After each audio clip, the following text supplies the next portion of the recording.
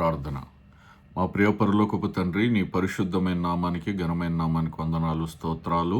నీ ప్రియకుమారుడైన యేసుక్రీస్తు శిలువ మరణ పునరుద్ధానం ద్వారా మమ్మల్ని నీతిమంతులుగా చేసి నిన్ను అబ్బా తండ్రి అని పిలుచుటకు, స్తుతించుటకు, ఆరాధించుటకు, నీ స్వరం వినుటకు, నీ సన్నిధిలో ప్రార్థన విజ్ఞాపన చేయడానికి మాకు ఇచ్చిన ఈ గొప్ప భాగ్యాన్ని బట్టి, పొడిగించిన ఆయుష్కాలమును బట్టి నీ కృపకై కృతజ్ఞతాస్తుతులు చెల్లిస్తున్నాం. మాతో మీరు మాట్లాడండి. మాకు కావలసిన జీవాహారం అనుగ్రహించండి. పరిశుద్ధాత్మ దేవుడా, మీ అభిషేకము, మీ సహాయము, మీ నడిపింపు దయచేసి నైనా మా ప్రభువును, ఆయన కుమారుడైన యేసుక్రీస్తు ప్రత్యక్షతలతో పాటు మమ్మల్ని మేము స్వపరీక్ష చేసుకునే కృపను అనుగ్రహించండి. నైనా నీకు వందనాలు. లేఖన భాగాల్లో ఆశ్చర్యకరమైన సంగతులు చూచినట్లు మా కన్నులు తెరవమని మేము ప్రార్థన చేస్తున్నాం. నన్ను నీ దాసుడను తండ్రి, నీ కుమారుడైన యేసుక్రీస్తు శిలువ చాటును మరుగు చేసుకుని నన్ను వాడుకునండి. నాతో కూడా మీరు మాట్లాడండి. మమ్మల్ని ఈ ఉదయకాలము నీ హస్తములకు అప్పచెప్పుకొనొచ్చు. మా ప్రభువును, మా రక్షకుడును ఆయన యేసునామంలో స్తుతించి ప్రార్థిస్తున్నాము తండ్రి, ఆమెన్. దేవునికి మహిమ కలుగునుగాక. ఈరోజు 18వ తారీఖు 8వ నెల 2026వ సంవత్సరం. ఇజ్రాయెల్ దేశంలో 5వ తారీఖు ఎలుల్ మాసము, 5867వ రోజు.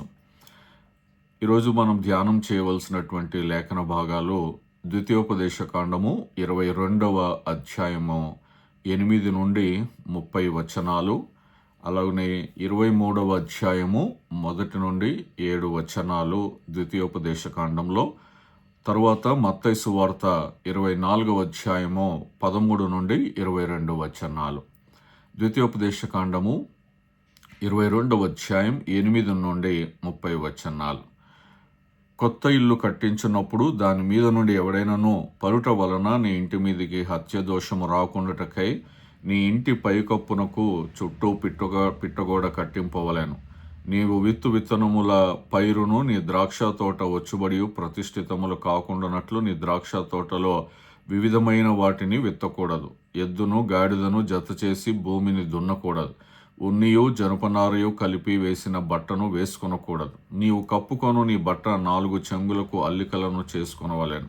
ఒకడు స్త్రీని పెండ్లి చేసుకుని ఆమెను కూడిన తరువాత ఆమెను వల్లక ఆమె మీద అవమాన క్రియలు మోపి ఆమె చెడ్డదని ప్రచురపరిచి, ఈ స్త్రీని నేను పరిగ్రహించి ఈమె దగ్గరకు వచ్చినప్పుడు ఈమె యందు కన్యాత్వము నాకు కనబడలేదని చెప్పిన ఎడల ఆ చిన్నదాని తల్లిదండ్రులు ద్వారమందున్న ఆ ఊరి పెద్దల యుద్ధకు ఆ చిన్నదాని కన్యాత్వ లక్షణములను తీసుకొని రావలెను.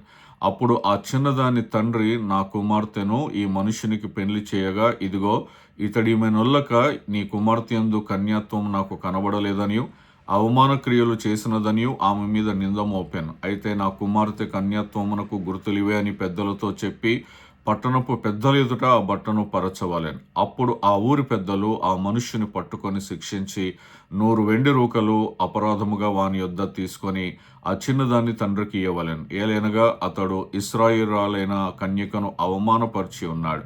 అప్పుడు ఆమె అతనికి భార్య అయి ఉండును. అతడు తాను బ్రతుకు దినములన్నిటను ఆమెను విడవకూడదు. అయితే ఆ మాట నిజమైన ఎడల, అనగా ఆ చిన్నదాని యందు కన్యకా లక్షణములు కనబడని ఎడల, వారు ఆమె తండ్రి ఇంటి యొద్దకు ఆ చిన్నదానిని తీసుకొని రావలెను. అప్పుడు ఆమె ఊరివారు ఆమెను రాళ్లతో చావగొట్టవలెను. ఏలయనగా ఆమె తన తండ్రి ఇంట వ్యభిచరించి ఇశ్రాయేలులో దుష్కార్యము చేశాను. అట్లు ఆ చెడుతనమును మీ మధ్య నుండి మీరు పరిహరించుదురు. ఒకడు మగనాలితో శయనించుచుండగా కనబడిన ఎడల వారిద్దరూ, అనగా ఆ స్త్రీతో శయనించిన పురుషుడును ఆ స్త్రీయును చంపబడవలెను. అట్లు ఆ చెడుతనమును ఇశ్రాయేల్లో నుండి పరిహరించుదురు. కన్యకైన చిన్నది ప్రదానము చేయబడిన తరువాత ఒకడు ఊరిలో ఆమెను కలుసుకొని ఆమెతో శయనించిన ఎడల ఆ ఊరి గవిని యొద్దకు వారిద్దరిని తీసుకొని వచ్చి ఆ చిన్నది ఊరిలో కేకలు వేయకున్నందున ఆమెను తన పొరుగువాని భార్యను అవమానపరిచినందున ఆ మనుష్యుని రాళ్లతో చావగొట్టవలెను. అట్లు ఆ చెడుతనమును మీలో నుండి పరిహరించుదురు. ఒకడు ప్రదానము చేయబడిన చిన్నదానిని పొలములో కలుసుకొనినప్పుడు ఆ మనుష్యుడు ఆమెను బలిమిని బట్టి ఆమెతో శయనించిన ఎడల ఆమెతో శయనించిన మనుష్యుడు మాత్రమే చావవలెను. ఆ చిన్నదానిని ఏమీ చేయకూడదు. ఆ చిన్నదాని యందు మరణపాత్రమైన పాపము లేదు. ఒకడు తన పొరుగువాని మీదకి లేచి ప్రాణహాని చేసినట్టే ఇది జరిగినది. అతడు ఆమెను పొలములో కలుసుకొనగా ప్రధానము చేయబడిన ఆ చిన్నది కేకలు వేసినను ఆమెకు రక్షకుడు లేకపోయాను. ఒకడు ప్రధానము చేయబడని కన్యక అయిన చిన్నదానిని కలుసుకొని ఆమెను పట్టుకొని ఆమెతో శయనింపగా వారు కనబడిన ఎడల ఆమెతో శయనించిన వాడు ఆ చిన్నదాని తండ్రికి 50 వెండి రూకలు ఇచ్చి ఆమెను పెళ్లి చేసుకొనవలెను. అతడు ఆమెను అవమానపరచను గనక అతడు తాను బ్రతుకు తినుమలనిటను ఆమెను విడిచిపెట్టకూడదు. ఎవడునూ తన తండ్రి భార్యను పరిగ్రహింపకూడదు, తన తండ్రి విప్పదగిన కోకను విప్పకూడదు. ఇప్పుడు 23వ అధ్యాయం ద్వితీయోపదేశకాండం 1-7 వచనాలు. గాయము నొందిన వృషణములు గలవాడే గాని మర్మాంగము కోయబడిన వాడే గాని యెహోవా సమాజములో చేరకూడదు. కుండుడు యెహోవా సమాజములో చేరకూడదు. వానికి 10వ తరము వాడైనను యెహోవా సమాజములో చేరకూడదు. అమ్మోనీయుడే గాని మోయాబీయుడే గాని యెహోవా సమాజములో చేరకూడదు. వారిలో 10వ తరము వారైనను ఎన్నడూను యెహోవా సమాజములో చేరకూడదు. ఏలయనగా మీరు ఐగుప్తులో నుండి వచ్చుచుండగా వారు అన్నపానములు తీసుకొని మిమ్మల్ని ఎదుర్కొని రాక నిన్ను శపించుటకు బహుమానమునిచ్చి నదుల ఎరాములోని పేతోరులో నుండి నీకు విరోధముగా బేయారు కుమారుడైన బిలామును పిలిపించిరి. అయితే నీ దేవుడైన యెహోవా బిలాము మాట విననొల్లకొండెను. నీ దేవుడైన యెహోవా నిన్ను ప్రేమించెను గనక నీ దేవుడైన యెహోవా నీ నిమిత్తము ఆ శాపమును ఆశీర్వాదముగా చేశాను. నీ దినములన్నిట ఎన్నడూను వారి క్షేమమునైనను మేలునైనను విచారింపకూడదు. ఏదోమీయులు నీ సహోదరులు గనక వారిని ద్వేషింపకూడదు. ఐగుప్తు దేశంలో నీవు పరదేశివై ఉంటివి గనక ఐగుప్తీయులను ద్వేషింపకూడదు.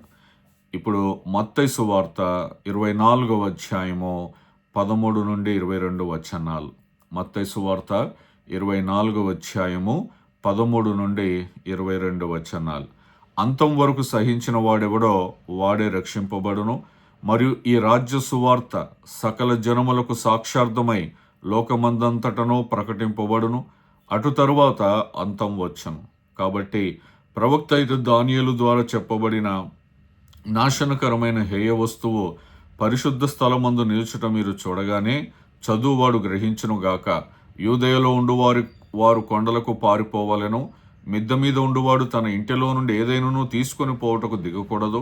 పొలంలో ఉండువాడు తన బట్టలు తీసుకొని పోవుటకు ఇంటికి రాకూడదు. అయ్యో, ఆ దినములలో గర్భిణులకు పాలిచ్చువానికి శ్రమ, అప్పుడు మహాశ్రమ కలుగును గనక మీరు పారిపోవుట చలికాలమందైనను విశ్రాంతి దినమందైనను సంభవింపకుండా వలనని ప్రార్థించుడి. లోకారంభము నుండి ఇప్పటి వరకు అట్టి శ్రమ కలుగలేదు, ఇక ఎప్పుడునూ కలగబోదు. ఆ దినములు తక్కువ చేయబడకపోయిన ఎడల ఏ శరీరము తప్పించుకొనడు. ఏర్పరచబడిన వారి నిమిత్తం ఆ దినములు తక్కువ చేయబడను. ఈ ద్వితీయోపదేశకాండము అలాగనే ఈ మత్తయి సువార్తలో ఈ 2 భాగాలు చదివితే ప్రత్యక్షంగా ఒకే సంఘటన గురించి, అంటే ద్వితీయోపదేశకాండం 22-23 వచనాలు అధ్యాయాలు, మత్తయి సువార్తలో చదవబడినటువంటి సంఘటనలు మరి 2 ఒకే సంఘటన గురించి మాట్లాడకపోయినా ఒక ముఖ్యమైన సూత్రం, నిబంధన సూత్రం మాత్రం ఇందులో కనిపిస్తుంది. దేవుని ప్రజలు పరిశుద్ధతను కాపాడుకుంటూ వారి శ్రమలలో విశ్వాసంగా నిలిచి దేవుని రక్షణపై ఆధారపడాలి. మొదటి అంశం మనం చూద్దాం. ఇంటి పైకప్పును చుట్టూ పిట్టగోడతో కట్టించాలి. ఇది బాధ్యతతో కూడినటువంటి పరిశుద్ధత. 22వ అధ్యాయం 8వ వచనంలో క్రొత్త ఇల్లు కట్టించినప్పుడు దాని మీద ఎవడైనాను పడుట వలన నీ ఇంటి మీదకి హత్యాదోషము రాకుండుటకై నీ ఇంటి పైకప్పునకు చుట్టూ పిట్టగోడ కట్టింపవలెను అంటున్నాడు. ఇక్కడ ప్రాచీన ఇజ్రాయేలు వాళ్ళందరూ కూడా పైకప్పులు ఇట్లా సమాంతరంగా ఉండేవి. ప్రజలు అక్కడ కూర్చోవడం, విశ్రాంతి తీసుకోవడం చేసేవారు. కాబట్టి అక్కడ పిట్టగోడ నిర్మించడము కేవలము నిర్మాణ సూత్రాలు కాదు, అంటే ఇప్పుడు ఆర్కిటెక్చర్ ఉంటుంది కదా, ప్లాన్, దాని ప్రకారం అనే కాదు. కానీ అక్కడ మనం గమనించాల్సిన విషయం ఏంటంటే నాకు మాత్రమే ప్రమాదము జరగకపోతే సరిపోదు, నా వల్ల ఇతరులకు కూడా ప్రమాదం జరగకూడదు. ఇప్పుడు చూడండి, నేను డ్రైవింగ్ ఎలా చేయాలి అని అంటే నాకు యాక్సిడెంట్ అవ్వకుండా మాత్రమే చేయడం కాదు, నా వల్ల ఇతరులకు యాక్సిడెంట్ అవ్వకూడదు. ఇది ప్రధాన సూత్రం. ఇంటి మీద మరి పిట్టగోడ ఎందుకు కట్టించాలి అని అంటే, నేను ప్రమాదం నుండి తప్పించుకోవడమే కాదు, ఇతరులు కూడా ప్రమాదంలో పడకుండా, అది చాలా బాధ్యతాయుతమైనటువంటి పరిశుద్ధమైన జీవితం. ఎందుకంటే అక్కడ నుండి పడి ఎవరైనా చనిపోతే హత్యా దోషం వస్తుంది, నేరం వస్తుంది. కాబట్టి మన పరిశుద్ధమైన జీవితం జీవించాలి అని అంటే మనము మన పరిశుద్ధతను కాపాడుకోవడమే కాదు, మన ద్వారా ఇతరుల పరిశుద్ధతను కూడా కాపాడాలి. ఇది దేవుడు నేర్పిస్తున్నాడు మనకి. రోమీలకు రాసిన పత్రిక 14వ అధ్యాయం 13వ వచనం. రోమీలకు రాసిన పత్రిక 14వ అధ్యాయము 13వ వచనం.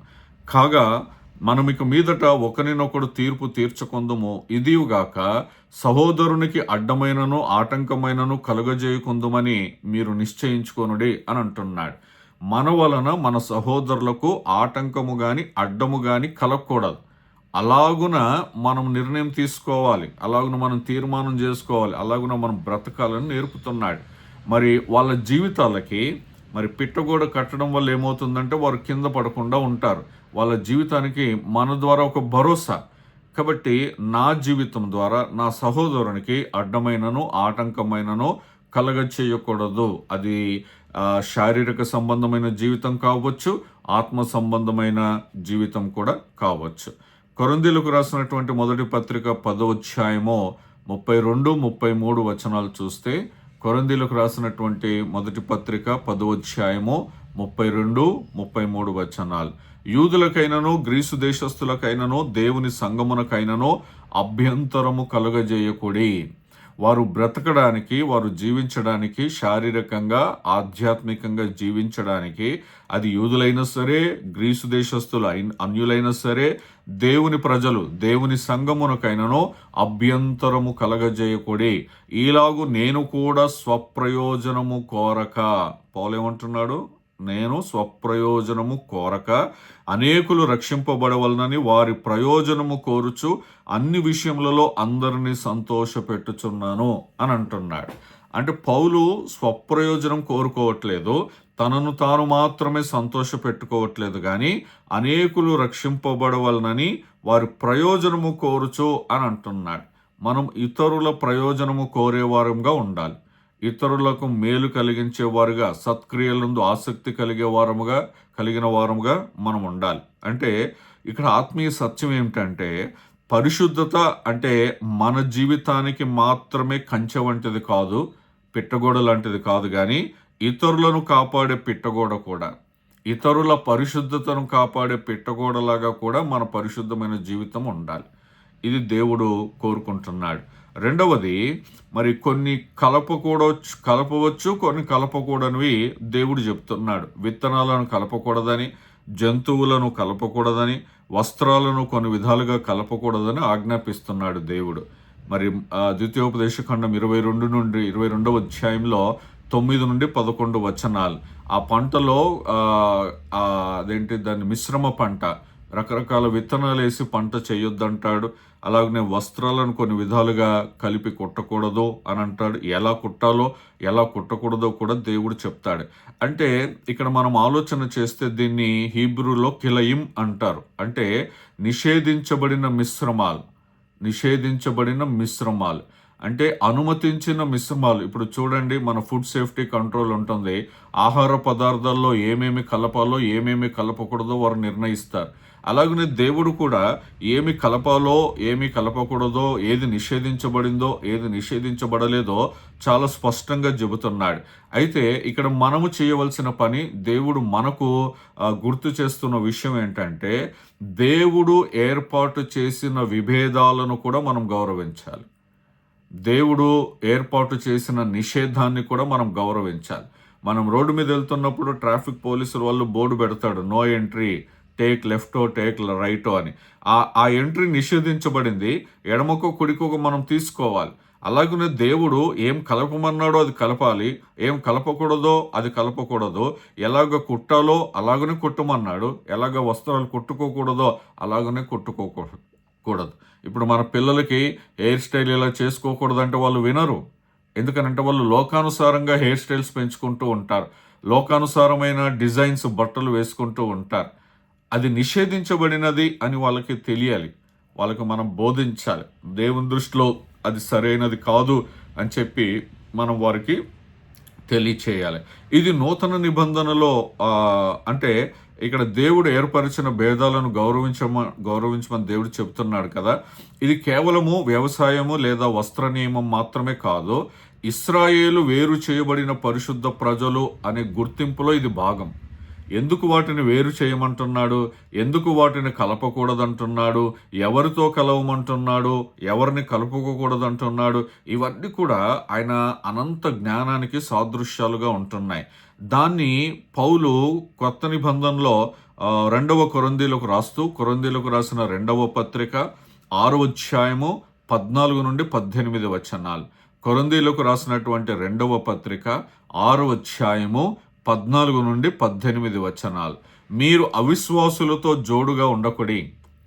అక్కడ కలపొద్దు అని అన్నాడు, ఇక్కడ కూడా కలవకూడదు అంటున్నాడు. ఎవరితో కలవకూడదు? అవిశ్వాసులతో జోడుగా ఉండకుడి. నీతికి దుర్నీతితో ఏమి సాంగత్యము, వెలుగునకు చీకటితో ఏమి పొత్తు, క్రీస్తునకు బెలియాలుతో ఏమి సంబంధము, అవిశ్వాసితో విశ్వాసికి పాలెక్కడది, దేవుని ఆలయమునకు విగ్రహములతో ఏమి పొందిక, మనము జీవము గల దేవుని ఆలయమై ఉన్నాము, అందుకు దేవుడు ఇలాగూ సెలవిచ్చుచున్నాడు, నేను వారిలో నివసించి సంచరింతును, నేను వారి దేవుడనై ఉందును, వారు నా ప్రజలై ఉందరు. కాబట్టి కావున మీరు వారి మధ్య నుండి బయలువెడలి ప్రత్యేకముగా ఉండడి. ఇక్కడ వేరుపరచబడుట, ప్రత్యేకించబడుట, ప్రత్యేకంగా ఉండుడి అని అంటున్నాడు. అపవిత్రమైన దానిని ముట్టకుడని ప్రభువు చెబుతున్నాడు. మరియు నేను మిమ్మును చేర్చుకొందును, మీకు తండ్రినై ఉందును, మీరు నా కుమారులను కుమార్తెలనై ఉందరని సర్వశక్తిగల ప్రభు చెబుతున్నాడు.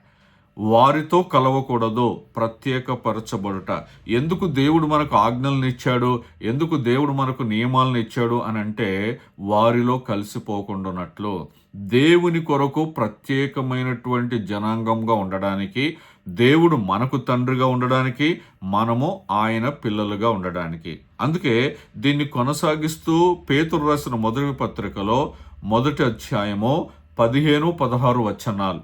పేతురు రాసిన మొదటి పత్రిక 1వ అధ్యాయము 15-16 వచనాలు. కాగా మీరు విధేయులకు పిల్లలై మీ పూర్వపు అజ్ఞాన దశలో మీకుండిన ఆశలను అనుసరించి ప్రవర్తింపక. మీరు విధేయులకు పిల్లలై అంటే ఎక్కడ కలవాలో అక్కడ కలవాలి, ఎక్కడ కలవకూడదో అక్కడ కలవకూడదు, ఎలాంటి బట్టలు వేసుకోవాలో అలాంటి బట్టలు వేసుకోవాలి, లోకానుసారముగా ఉండే బట్టలు మనము వేసుకోకూడదు. ఇవన్నీ కూడా మనము ఆయనకు విధేయులుగా ఉంటున్నామా లేదా అనేది అక్కడే తెలియచేయడం జరుగుతుంది. మన ప్రవర్తనే తెలియజేస్తుంది మనం విధేయులుగా ఉంటున్నామా లేదా. ఎందుకంటే 16వ వచనంలో మిమ్మల్ని పిలిచిన వాడు పరిశుద్ధుడై ఉన్న ప్రకారం మీరును సమస్త ప్రవర్తన యందు పరిశుద్ధులై ఉండుడి అని అంటున్నాడు. ఆయన మనల్ని ప్రత్యేకపరుచుకున్నవాడు పరిశుద్ధుడు గనక మనము కూడా పరిశుద్ధత కలిగి ఉండాలని దేవుడు సమస్త ప్రవర్తన యందు అంటున్నాడు. ఇది చాలా ఇంపార్టెంట్. ఇక్కడ ఆత్మీయ సూత్రం ఏంటంటే దేవునితో నడిచే జీవితము వివేచనను కోరుతుంది. నేను వివేచన కలిగి ఉండాలి. దేవుడు ఎవరితో కలవద్దన్నాడు, ఎక్కడ కలవద్దన్నాడు, ఎక్కడ కూర్చోవద్దన్నాడు, ఏం వేసుకోవద్దన్నాడు, ఏం తినొద్దన్నాడు, ఇవన్నీ కూడా మన వివేచన.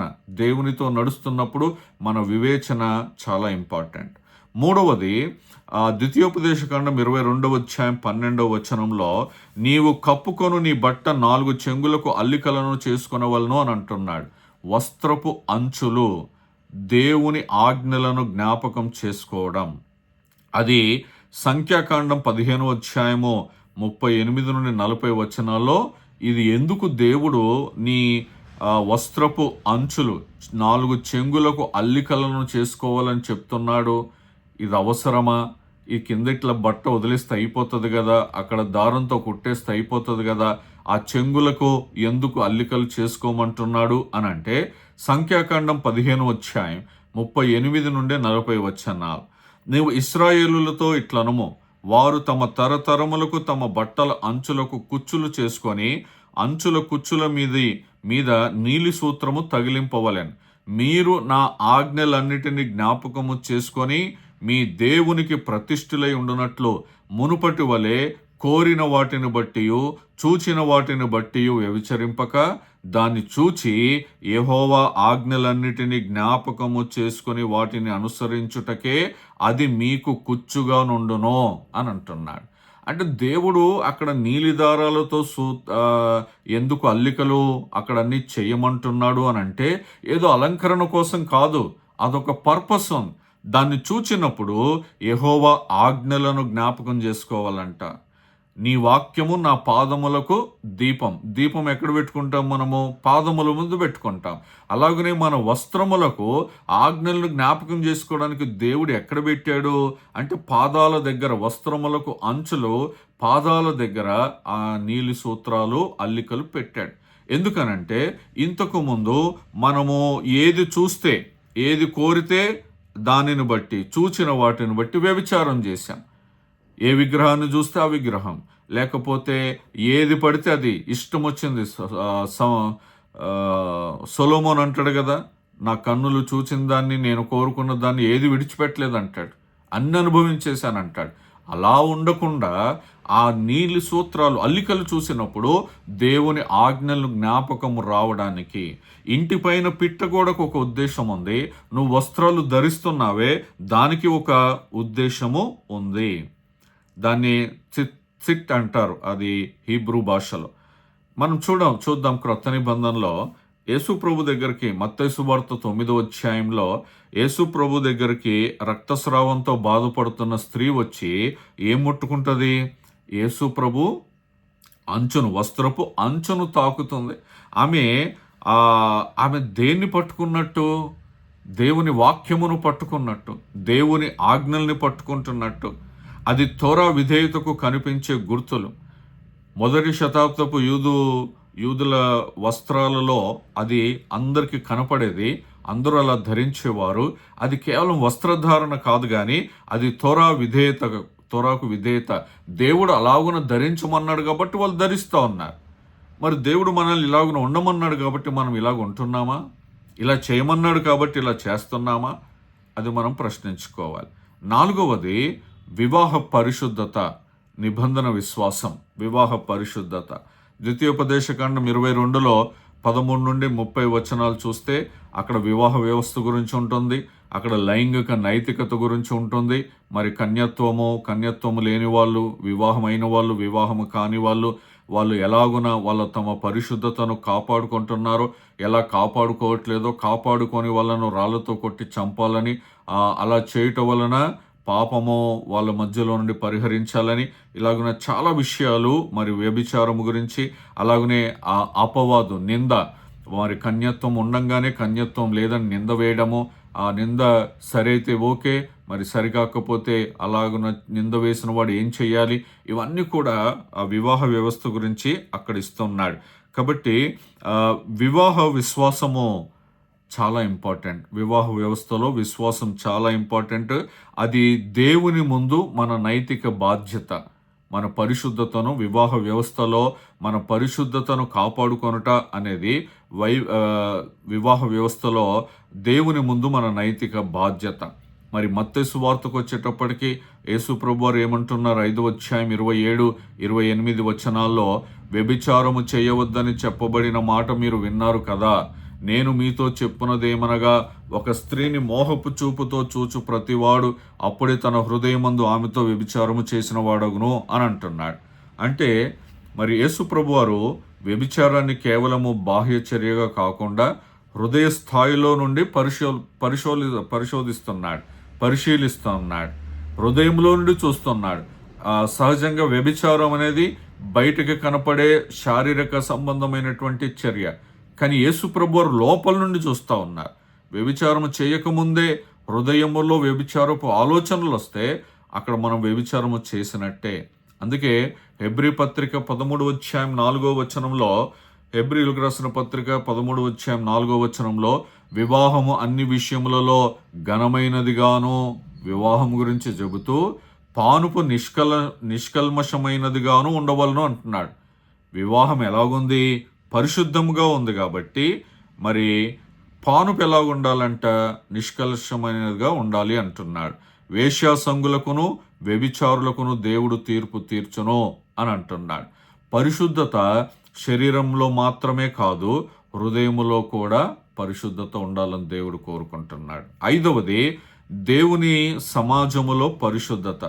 ద్వితీయోపదేశకాండము 23వ అధ్యాయం 1 నుండి 7 వచనాలు చూసుకుంటే ఈ భాగంలో ఇశ్రాయేలులో యెహోవా సమాజంలో ఎవరు చేరాలి, ఎవరు ప్రవేశించగలరు, ఎవరు ప్రవేశించకూడదు, ఎవరిని చేర్చుకోవాలి, ఎవరిని చేర్చుకోకూడదు, ఎవరిని దూషించకూడదు, ఇవన్నీ కూడా చెబుతున్నాడు. ఇక్కడ శారీరక, వంశపారంపర్య మరియు చారిత్రక సందర్భాలతో కూడిన నియమాలు ఉన్నాయి. అంటే శరీర సంబంధమైన సహోదరులు, వంశపారంపర్యంగా వచ్చేవారు, చారిత్రక సందర్భాలతో కూడిన నియమాలు. అంటే అమ్మోనీయుల గురించి, మోయాబీయుల గురించి ఇక్కడ చెప్పబడుతుంది. మరి ఆ జనాంగాలు ఇశ్రాయేల్తో చేసిన చారిత్రక శత్రుత్వం, ఎందుకంటే వాళ్ళు నడుచుకుంటూ వస్తుంటే వారు అన్నపానీయములు ఇయ్యలేదని దేవుడు గుర్తు చేస్తాడు. ఆ శత్రుత్వము మరియు వారి ప్రవర్తనకు సంబంధించిన నిబంధన సందర్భం.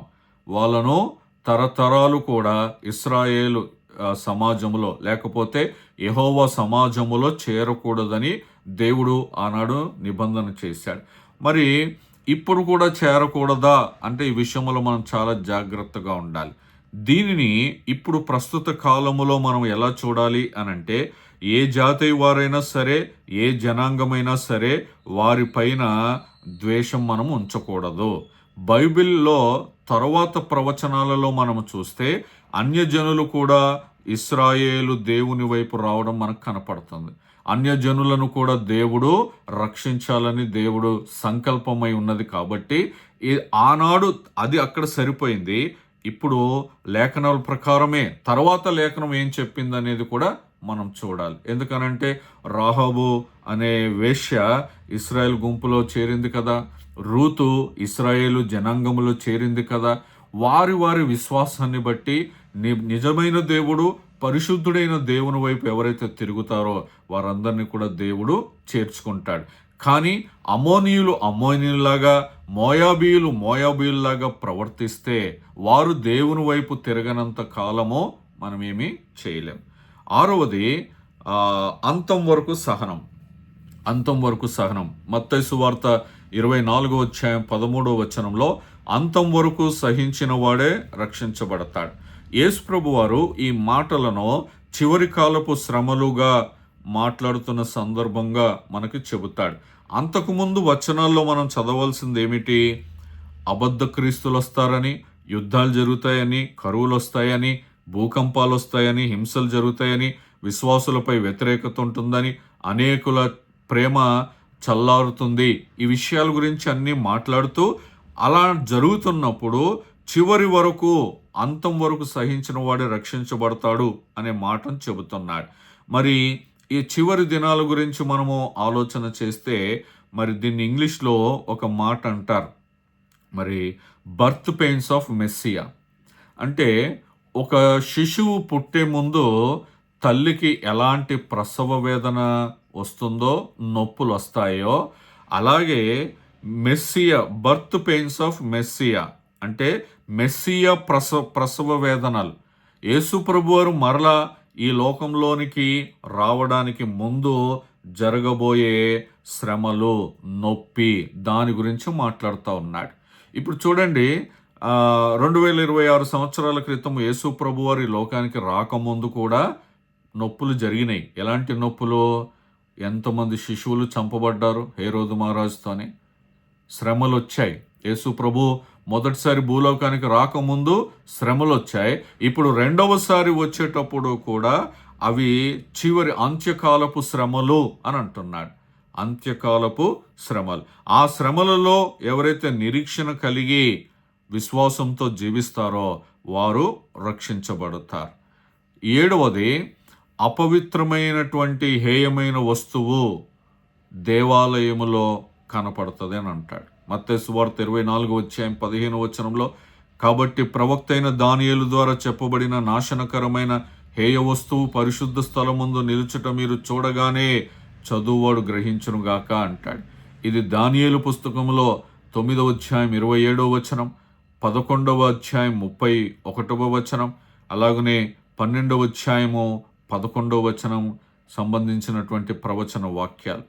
యేసు తన శిష్యులకు ఈ దానియేలు యొక్క ప్రవచనము గుర్తు చేస్తూ భవిష్యత్తులో దేవాలయానికి సంబంధించినటువంటి తీవ్రమైన సంక్షోభాన్ని గురించి హెచ్చరిస్తూ ఉన్నాడు. ముందు ఈ దేవాలయము పడగొట్టడం అదొకటి, తర్వాత దేవాలయంలో హేయ వస్తువు అది కనపడగానే మీరు జాగ్రత్త పడుడి అని అంటున్నాడు. కాబట్టి ఈ లోకములో ఇప్పుడు మన కళ్ళ ముందు, ప్రస్తుత కాలములో మన కళ్ళ ముందు జరుగుతున్న పరిణామాలు కూడా చూస్తూ మనం హెచ్చరిక పొందుకోవాలి. గడిచిన 13, 14, 15 తారీఖుల్లో అంతము సమీపమై ఉన్నదన్న అంశం మీద దేవుని సేవకులు మనతో మాట్లాడారు.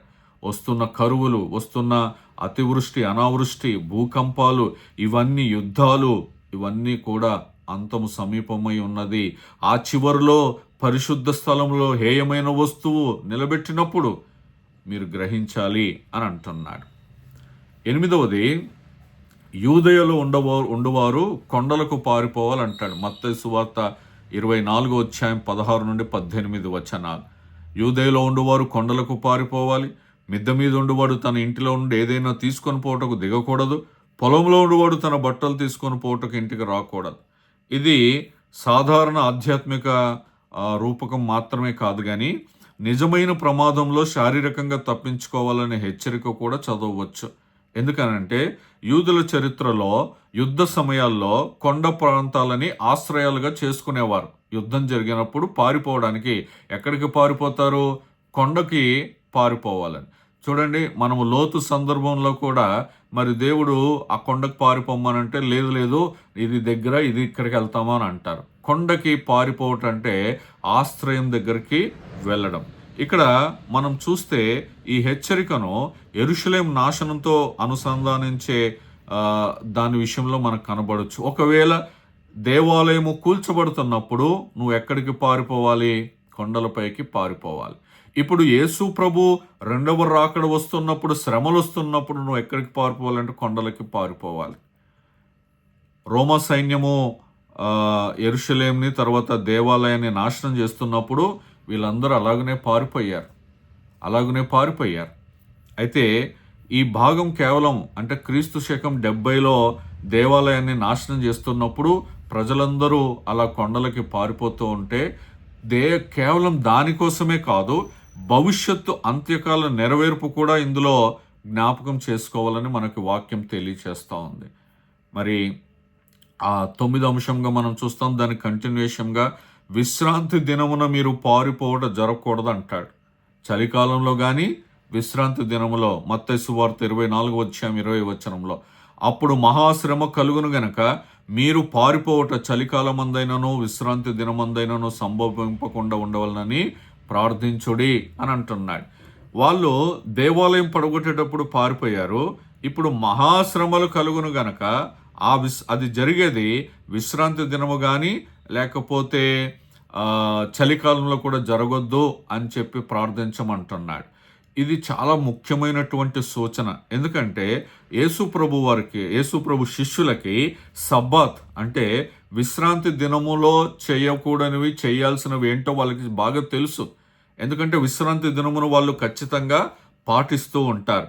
అందువల్ల యేసు ప్రభు ఇచ్చిన హెచ్చరికలో ఏముంటుంది అని అంటే, అక్కడ మనకు తెలుసు కదా, మన అన్యులు మన క్యాలెండర్ చూస్తారు, తెలుగు క్యాలెండర్ చూస్తారు.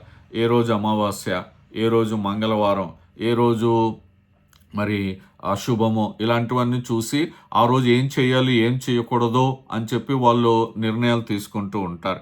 ఇక్కడ యేసు ప్రభువు ఏం చెప్తున్నాడు?